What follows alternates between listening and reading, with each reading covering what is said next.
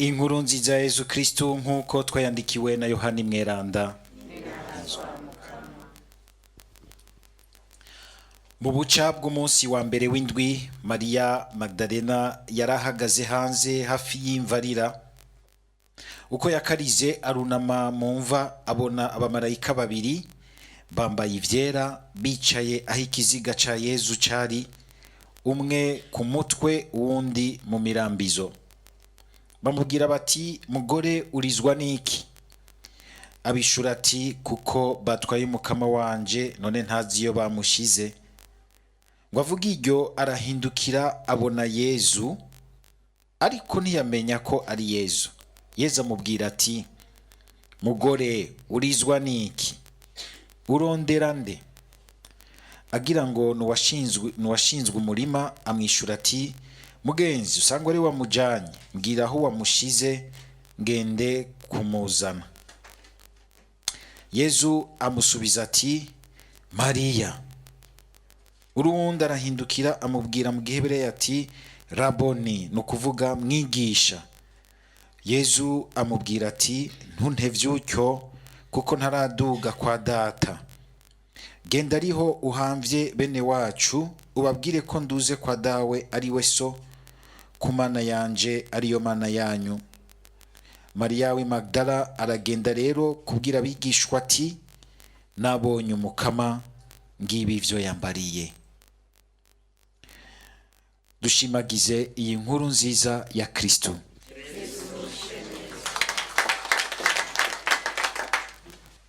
Muri iyi minsi umunani twigina Pasika, ico twita l'Octave Pascal, turabandanya twumva inkuru nziza itubwira izuka rya Yezu ingene ryagenze. Turumvise ingene vyagenze mu nkuru nziza.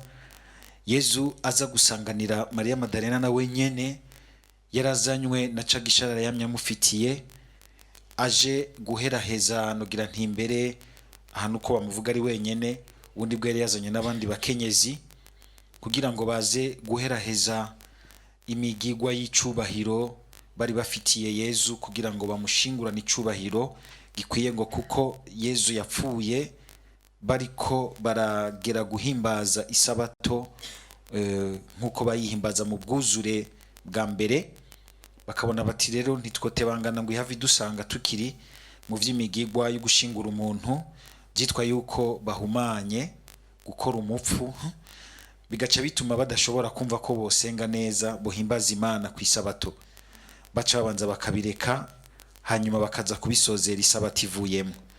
Isabato ivuyemwo niho yasanga rero ibi twumvise vyabaye. Ikibuye bagikuye, ngo arinjira abona ngo kumva ya Yezu si hari, mugabo ngo ku mutwe hari umumarayika, epfo mu mirambizo hari uwundi.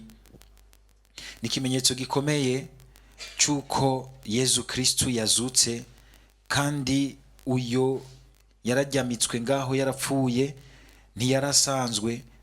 Umenga imva yiwe nubwo umenga hariho abandi bacunzi b'ibirara b'ibisirikare bacungije bati mucunge ntihagira abaze kumwiba, hariho abandi bamucunze bamuninahaza, niba abamarayika baninahaza Imana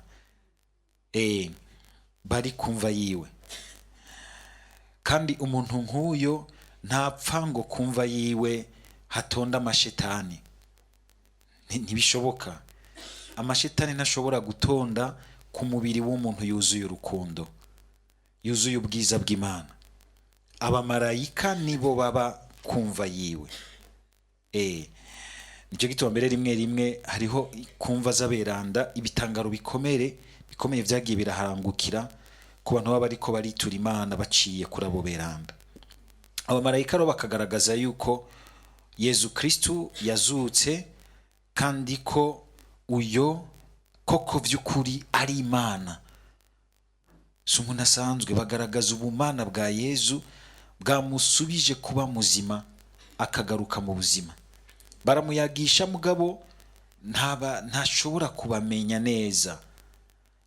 Hariho ukungene mbere na Yezu aza akamuyagisha ntashobore kumumenya.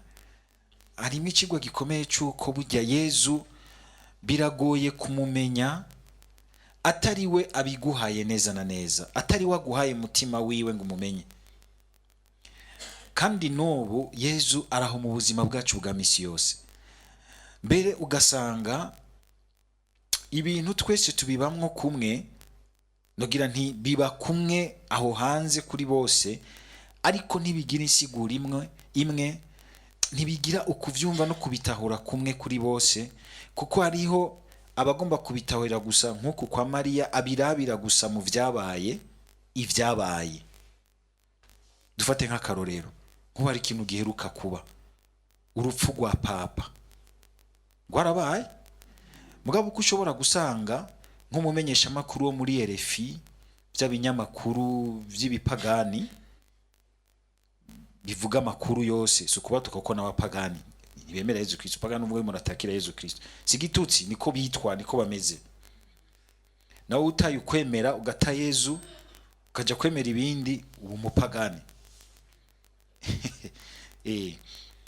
Ushobora kuba umupagani mushasha, lo neopaganisme. Uko babisoma, uko babibona, siko nk'umenyesha makuru nka Basiriro na ba mama hano n'abandi bose mu radio babibona mu kwemera bashobora kuvyumva. Ntange nk'akaroro nka gatonya, nk'ubu gashobora gusanga abantu bona yuko ari umuntu w'umutama yarakomeye, sivyo? Yarakomeye, yego isi yose mbere ivugangwa, abantu bose bapartage ibintu vyiwe ku marezo. Mugabo abandi bakagira bati n'umusuku w'umukama. N'umusuku w'umukama, hari kindi babona hakurya y'ivyo. Babona umenga yapfuye umunsi usanzwe, ariko nko ba Kristo kuba apfuye muri iki gihe ca Pasika yarayivuyemo, ni ikimenyetso umukama duhaye. Turashobora kubibonamo ikimenyetso cy'ukwemera, kandi bigakora muri twebwe, bikaduhindura, tukumva tuti natwe ugutaha kwacu no kujana na Yezu Kristo yazutse mu bapfuye. Cyane cyane muri ibi bihe ushobora gusanga ibintu bitwara abantu bakagenda mu bintu bibabaje, mu mageragezwa menshi. Sinzi ko mwaravye ingene nk'ubu, namye ntangara mvuga nti bibigenda gute uyu muntu amaze imyaka ingahe afise ingwara nk'iyo, akayikorana ubutumwa, karangura neza ubutumwa, gushika amasaha makenya n'imbere yuko ataha akagenda ahezagiye abantu. Jewe mfa kugwara akantu ibikondoka bikaza, sinonda ku butumwa, ariko aguye ku kivi ubona yuko ijambo rimuvamwo rikirizima, akavuga tukumva twese ko hariho ikintu, nk'uko aba Petero ariko barabwira ababigishwa, nako aba bantu ku Pentekoti baheruka gusabira urupfu Yezu, ngo bakumva ayo majambo arabakozeko. Kubera iki? Kubera hari ukungene Yezu aguha kubitaho urukundi, kandi bikaguha kubaho uhagaze mu kanyamuneza, mu kanovera, no mu mvo nziza y'ukumva icyo ubereyeho muri ubuzima. Nico yaraye asiza twinjijemwo, Eklezia iriko irazirikana yose kijanye no kwizigira. Kwizigira yuko kuba narahaye ubuzima bwanje Yezu, naho noca mu bintu bimeze gute, mbere shirako n'ivyo vyaha dutinya, Yezu yarabitsinze vyose, kandi ariteguriye kujana n'uwo wese amwizigira, akamuha ukuboko kwiwe, bakajana mu vyo ashobora gucamwo bimugerageza, akamuhagararira, na wenyene akamuha gutsinda. Mariya rero ntashobora kumumenya, bisaba yuko Yezu vy'ukuri amuhamagara mu izina. Aha muce mwumva kandi akamaro k'izina. Sinzi kurumva yuko uri kurayaga n'umuntu utamuzi mu izina, utamuvuga mu izina, umenga ntumushikira neza, ariko muyaga ukazuragaruka ku izina ryiwe, akumva umenga ico umubwiye kiramushikiriye gusumba. Yezu akamuhamagara mu izina, Mariya agaca akanguka, ukamenga aramuhaye guca mumenya. Dusabe natwe Yezu kumumenya ingene aho mu buzima bwa misi yose, kuko mu kuzuka mu bapfuye yaje ari muzima yuzuye hose, ingene aduherekeza tuze turamumenya muri ibi nyene vy'ubuzima bwacu bwa misi yose. Uku nyene yaragiye kurangura imigigwa y'ingene bashingura umuntu, nivyo Yezu yajemwo.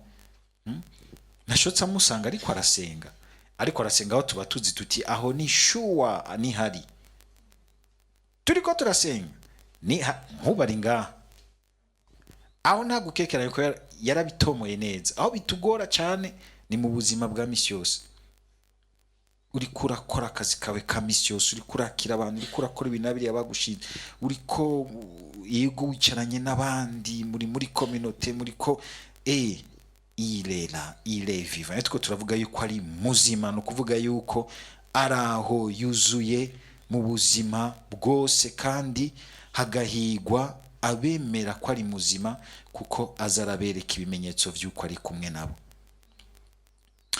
Mu gisomwa ca mbere nkuko twabibonye, tuzobandanya tuzirikana amajambo y'Imana azananye mu gitabo cy'ibikorwa by'abatumwa. Iki gitabo bita kandi Injiri ya Mutima Mweranda.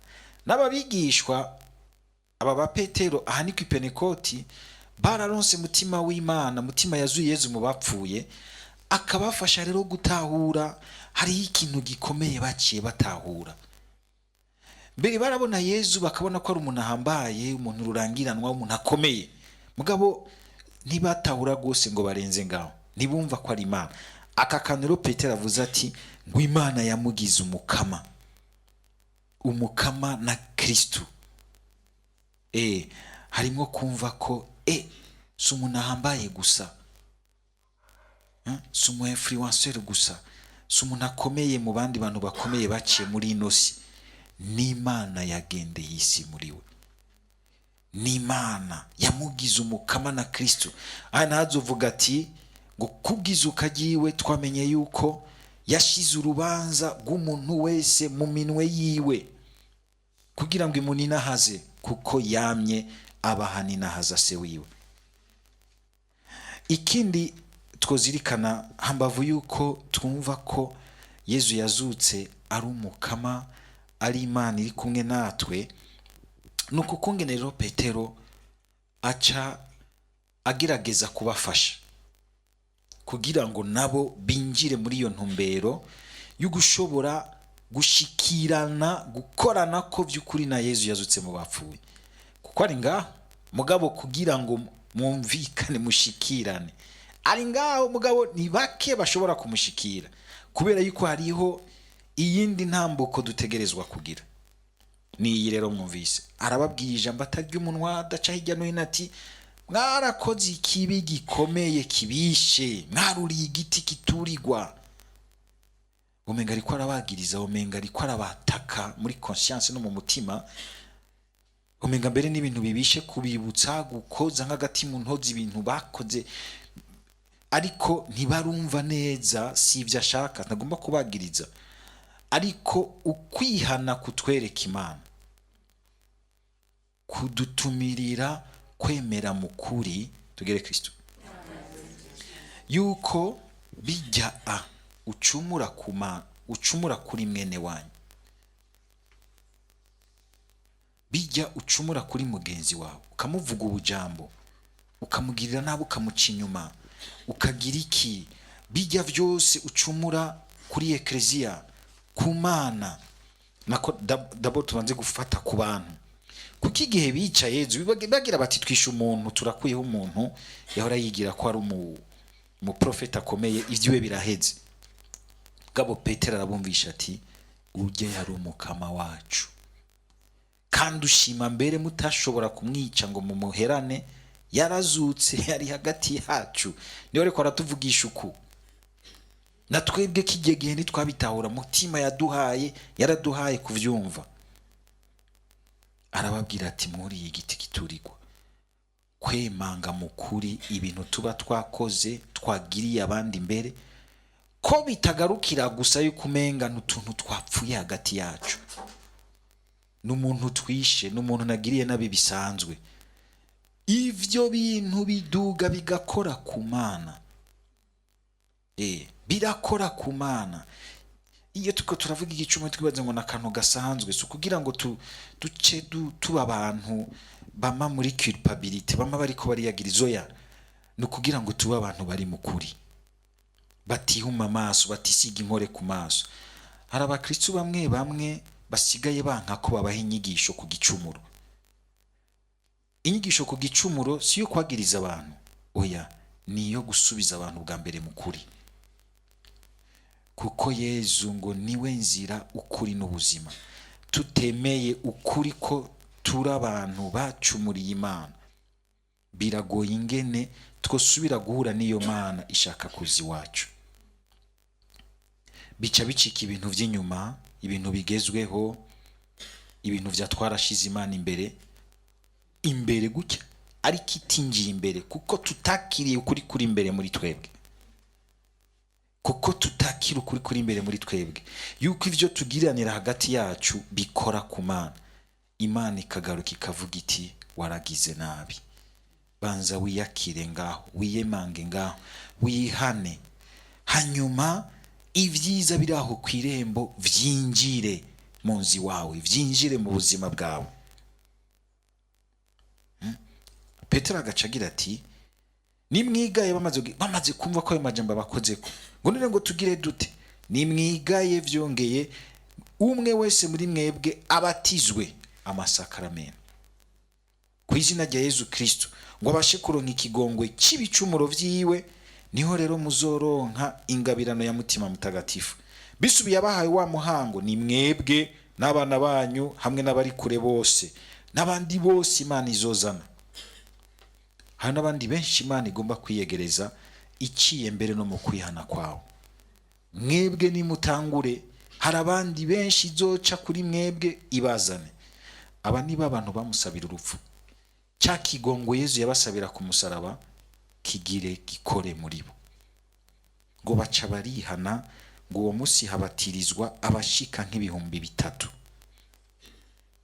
Abashika nk'ibihumbi 3 ni batisimu baronse mu kwihana, si batisimu baronse kuko bagire mariage, si batisimu kugira ngo babe nk'abandi ntidutunga abapagani mu nzu,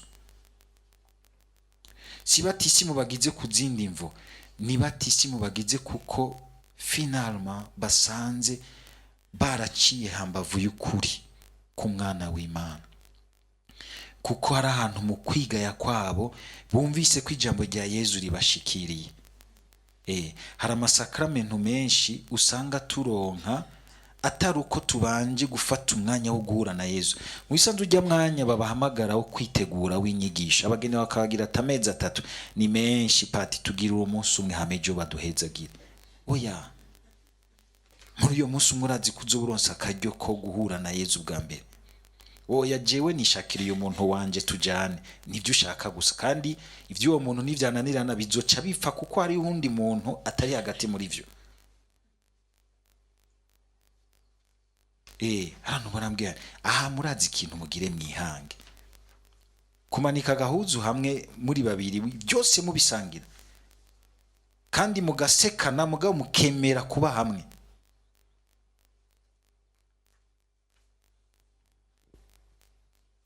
Muraza murabaza abamaze kurumara mwigihe, ruraryoha rurura.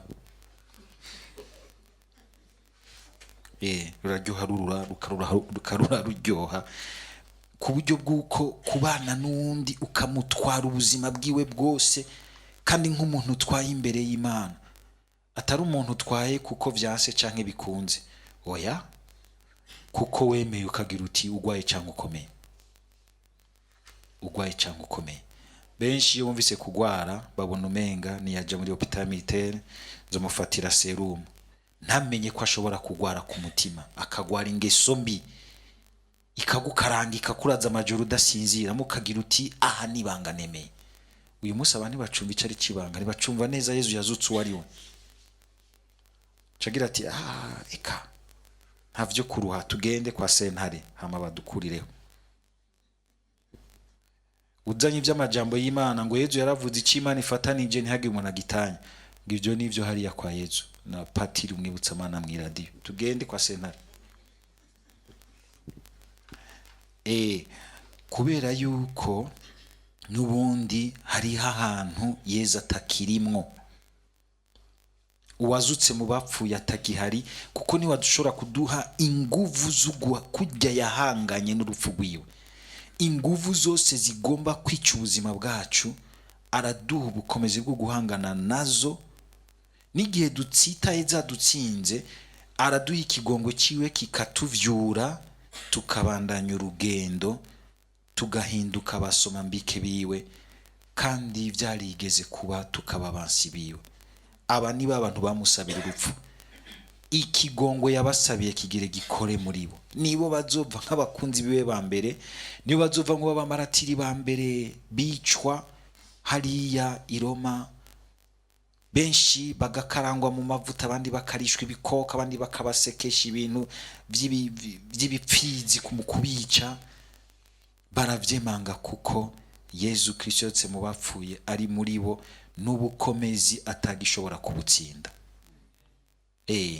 Dusabe natwe tubiko turabihimbaza, niko bukubihimbaza gusa, ariko biduha akaryo ko guhura nawe, gusubira kumubona mu buzima bwacu bwa misi yose, mu ntambuko z'ubuzima bwacu, kugira ngo tubandanye twumva yuko dufise iyo tugenda tugana mu buninahazwa bwiwe.